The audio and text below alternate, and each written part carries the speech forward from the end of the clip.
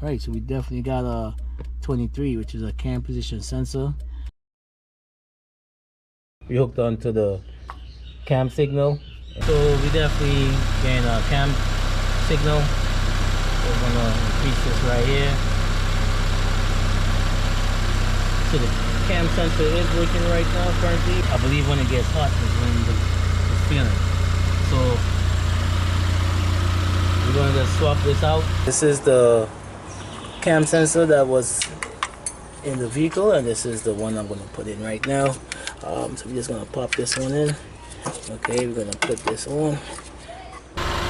Okay, so right now it's working, but I'm trying to see if I get any dropouts.